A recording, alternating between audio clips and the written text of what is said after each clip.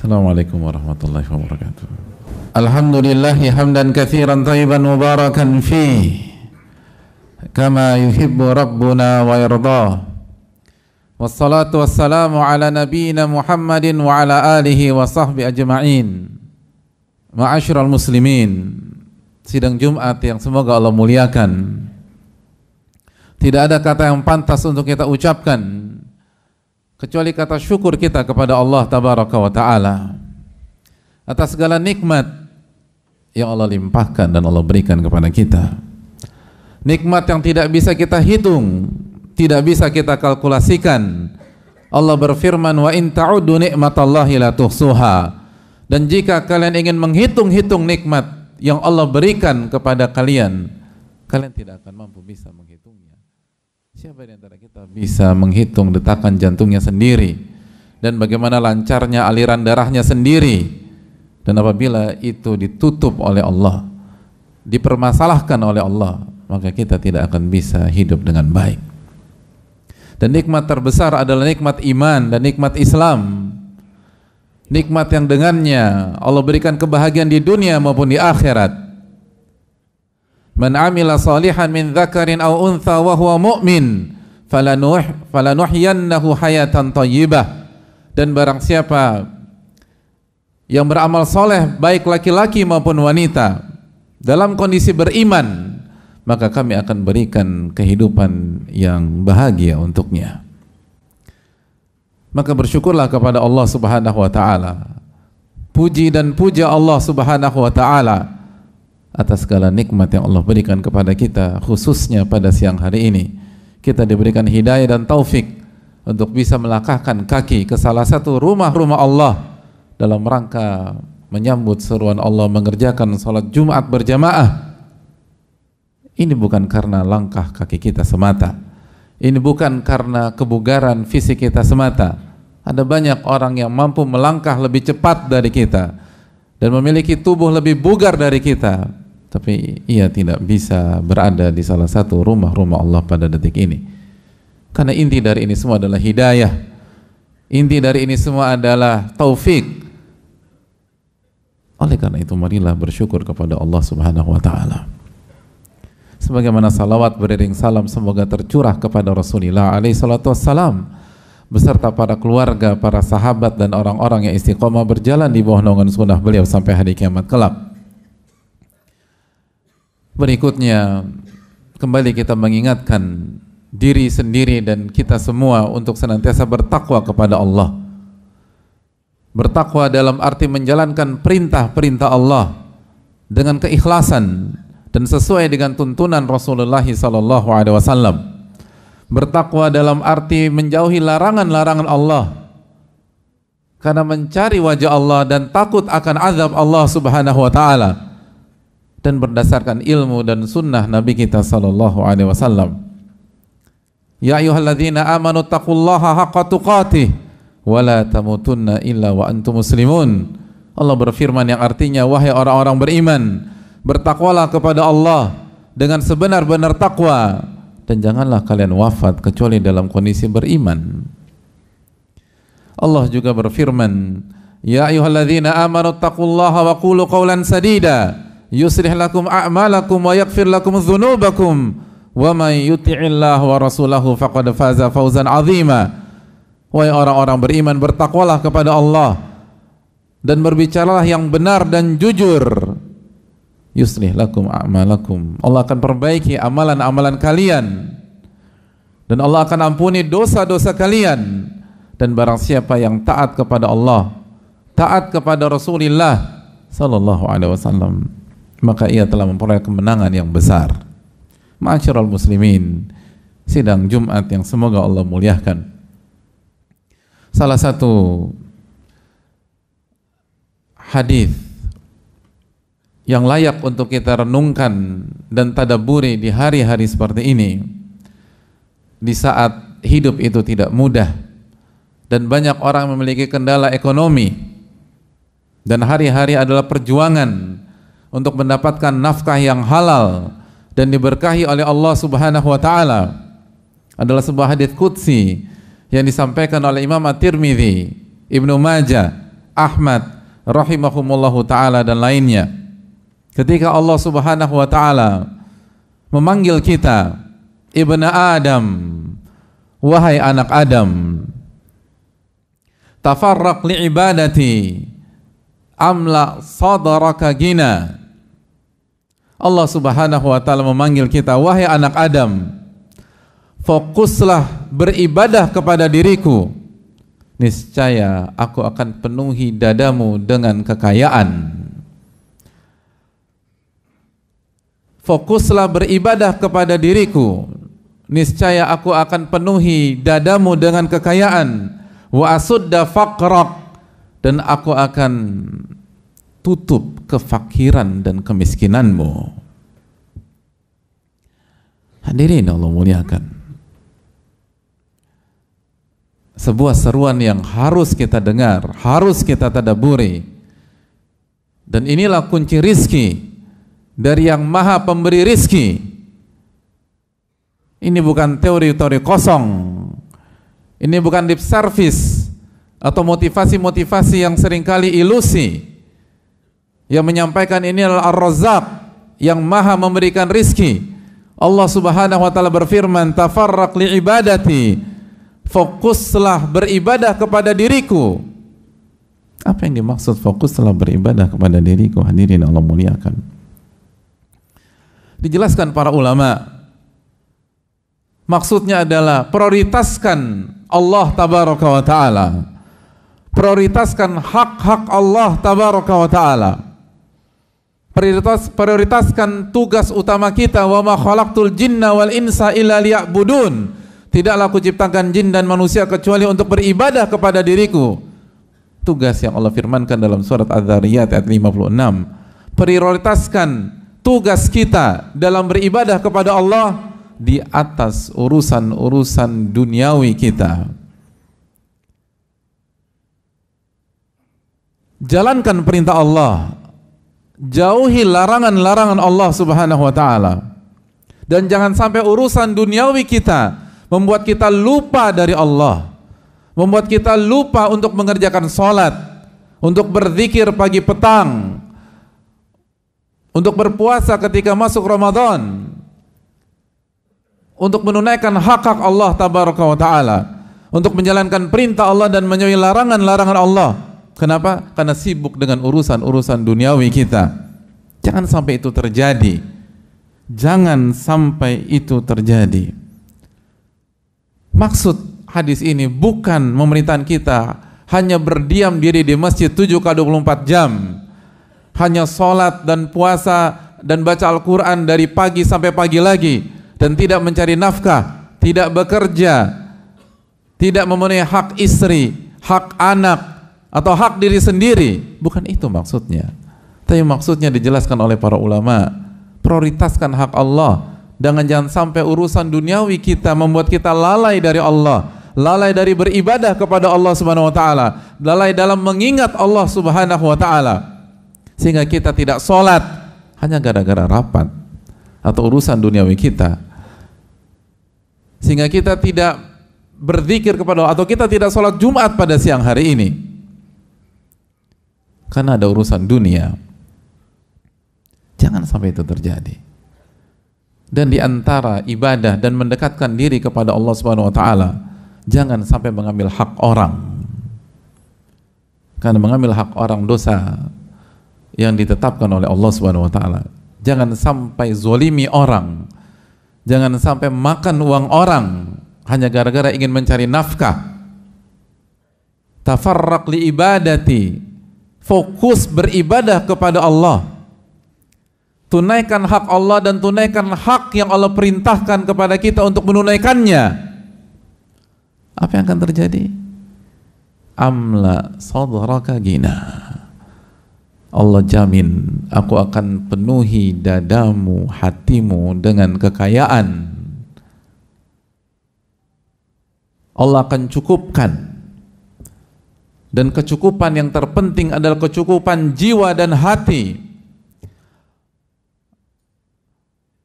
Wa asudda faqraka, dan aku akan hilangkan kefakiran.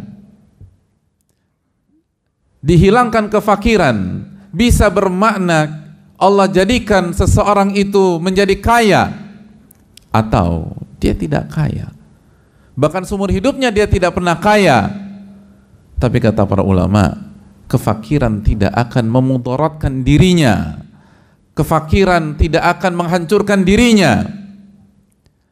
Ketidakpunyaan uang tidak akan menghancurkan dia dan keluarga. Dia tetap bisa bertahan. Dan bukan hanya bertahan, ia mendapatkan kekayaan jiwa dan hati. Laisal gina an kathratil arad. Inti dari kekayaan bukan kekayaan harta atau aset. Inti dari kekayaan, kata Rasulullah SAW, gina nafas, kekayaan jiwa. Ketika seseorang itu qanaah, merasa cukup dengan apa yang Allah berikan kepada dia dan meridho dengan apa yang Allah berikan kepada dia. Mungkin kita tidak diberikan kekayaan berupa materi, tapi kita diberikan kekayaan batin oleh Allah Subhanahu wa taala, diberikan kekayaan jiwa oleh Allah Subhanahu wa taala, diberikan kekayaan hati oleh Allah Subhanahu wa taala, sehingga berapapun yang Allah berikan kepada kita tidak akan membuat kita goyah, tidak akan membuat kita goncang, tidak akan membuat kita bermaksiat, tidak akan membuat kita galau dan tidak bisa tidur, tidak akan membuat istri kita komplain dan berantem dengan kita, dan tidak membuat anak-anak kita putus sekolah, tidak membuat anak-anak kita terancam. Semua diselesaikan oleh Rabbul Alamin. Aqulu qouli hadza wa astaghfirullah li wa lakum. Alhamdulillah hamdan katsiran thayyiban mubarakan fi kama yuhibbu rabbuna wa yarda. Wassalatu wassalamu ala nabiyyina Muhammadin wa ala alihi wa sahbihi ajmain. Ma'asyiral muslimin, sidang Jumat yang semoga Allah muliakan. Wa illa taf'al. Lalu Allah melanjutkan, dan kalau Anda tidak melakukan hal tersebut, kalau Anda tidak fokus beribadah kepada Aku, kalau Anda tidak mengamalkan anjuranku tadi,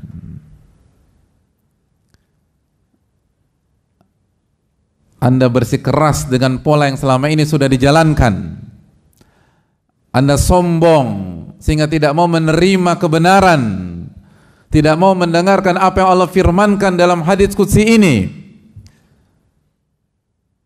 mala'tu sadraka syugla walam asudda faqraka. Aku akan buat isi hatimu sibuk dengan dunia. Allah akan buat dunia tidak pernah selesai di dalam pandangan kita dan dalam diri kita. Disibukkan. Belum selesai satu masalah, Allah kasih masalah yang kedua. Belum selesai masalah pertama dan kedua, Allah kasih masalah yang ketiga. Belum selesai masalah pertama, kedua, ketiga, Allah kasih masalah keempat. Sehingga konsentrasi kita pecah, sehingga kita tertekan, sehingga kita under pressure, sehingga kita tidak bisa menikmati hidup. Mungkin kita kaya, tapi tidak bisa menikmati kekayaan kita. Mungkin kita berkecukupan, tapi pola pikir kita selalu dibuat sibuk oleh Allah Subhanahu wa taala. Tidak ada waktu istirahat, tidak ada jeda, tidak ada kelenggangan waktu, tidak ada waktu dengan istri, tidak ada waktu dengan anak-anak, tidak ada waktu dengan cucu, tidak ada waktu dengan keluarga. Hidup dalam tekanan dan berpindah dari satu tekanan ke tekanan berikutnya, dan tidak ada solusi. Ia jauh dari Allah tabaraka wa ta'ala. Ia tidak mau beribadah kepada Allah Subhanahu wa ta'ala. Upaya dia menyelesaikan sebuah masalah hanya berujung masalah berikutnya, dan masalah berikutnya dan berikutnya. Allah buat dia sibuk terhadap dunia, dan dunia menyibukkannya, sehingga dia lupa hak, bukan hanya hak Allah Subhanahu wa ta'ala, ia lupa hak keluarga, ia lupa hak anak, ia lupa hak orang tua, ia lupa hak istri, ia lupa hak kakaknya, ia lupa hak adiknya. Dan banyak orang seperti itu. Ketika semua ngumpul keluarga, hanya dia yang tidak datang, dan dia bersenang-senang, tidak, dia pusing dan dia pening karena masalahnya banyak pada saat-saat itu. Dia tidak bisa bergabung ketika seluruh anggota keluarga besarnya tertawa, bercanda, dan menikmati masa-masa kebahagiaan mereka. Ia tidak ada di sana. Ia tidak ada ketika anaknya gembira. Ia tidak ada ketika suami istrinya tertawa. Dia tidak ada. Bukan karena dia punya dunia sendiri lalu dia menikmati dunianya. Dia dibuat sibuk oleh Allah Subhanahu wa taala, dibuat tertekan oleh Allah Subhanahu wa taala, dibuat bermasalah oleh Allah Subhanahu wa taala, dan tidak ada yang bisa mengurai kecuali Rabbul Alamin. Namun pada saat itu ia jauh dari Rabbul Alamin itu sendiri.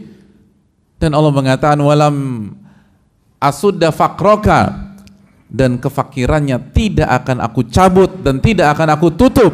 Apa yang dimaksud kefakiran? Tidak akan aku cabut atau tidak aku tutup. Bisa jadi walaupun hidup 7x24 jam, dia tidak akan pernah kaya. Karena inti kaya bukan lama-lamaan bekerja. Atau kalaupun dia kaya, Allah buat dia tidak ridho dengan apa yang Allah berikan. Allah buat dia tidak qanaah terhadap apa yang Allah berikan. Kekayaannya tidak membuat dia bahagia. Allah mungkin kasih materi, tapi Allah cabut keberkahan dari materi tersebut. Ia mungkin banyak uang, tapi ia hidup lebih sengsara daripada orang-orang yang fakir dan miskin yang ada di tengah-tengah lingkungannya. Allah Maha berkuasa untuk menyengsarakan seorang hamba. Allah tidak harus membuat dia menjadi miskin untuk membuat seseorang hamba sengsara. Allah tidak harus membuat ia fakir. Allah bisa membuat ia tersiksa, menderita di tengah-tengah kekayaan yang sedang ada pada dirinya. Allah ala kulli syai'in qadir. Allah mampu melakukan segala sesuatu. Untuk menyengsarakan Fir'aun, Allah tidak harus mencabut dia dari singgasananya, dan Allah tidak harus memiskinkan Fir'aun. Fir'aun hidup dalam paranoid kekuasaan yang begitu tersiksa dan menyiksa dia dengan tetap berada di singgasananya. Bukankah itu sejarah yang harus kita ambil pelajaran? Oleh karena itu, kalau kita tidak fokus beribadah, bukan artinya hanya mengerjakan ibadah vertikal dan lupa hak-hak orang atau lupa tanggung jawab kita, tapi prioritaskanlah hak Allah. Dan ketika kita bekerja, niatkan sebagai jalan menuju Allah dan jalan menuju akhirat. Dan juga ingat hak-hak manusia. Jangan sampai kita makan hak manusia dan kita tinggalkan hak manusia hanya dengan dalih mencari nafkah. Karena sekali lagi, itu yang membuat hidup kita tidak bahagia, dan itu yang membuat hidup kita sengsara. Apalagi jika orang-orang yang kita zolimi mendoakan kita. Kata Nabi SAW, ittaqi da'watal mazlum, takutlah doa orang-orang terzolimi. Karena tidak ada batas, tidak ada sekat, tidak ada tabir antara doa mereka dengan Allah Tabaraka wa Ta'ala. Allah akan ijabah doa tersebut. Semoga Allah menjaga kita, dan semoga Allah Subhanahu wa Ta'ala memberikan taufik kepada kita untuk bisa fokus beribadah, sehingga Allah menjadikan kita kaya hati dan kaya jiwa, dan Allah Subhanahu wa Ta'ala menghapuskan segala kefakiran dan kemiskinan kita. Dan semoga Allah Subhanahu wa Ta'ala menjaga kita dari orang-orang yang lalai terhadap akhirat dan lalai kepada Allah Tabaraka wa Ta'ala. Innallaha wa malaikatahu yusholluna 'alan nabi ya ayyuhalladzina amanu shallu 'alaihi wa sallimu taslima.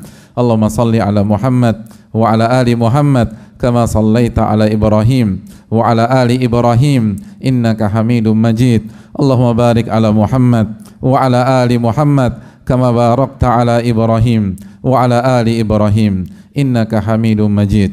Allahumma ighfir lil muslimina wal muslimat wal mu'minina wal mu'minat al ahya'i minhum wal amwat innaka sami'un qaribun mujibu da'wat. Allahumma inna nas'aluka ilman nafi'a wa na'udzubika min ilmin la yanfa'. Allahumma inna na'udzubika min ilmin la yanfa' wa min qalbin la yakhsha' wa min nafsin la tashba' wa min da'watin la yustajabu laha.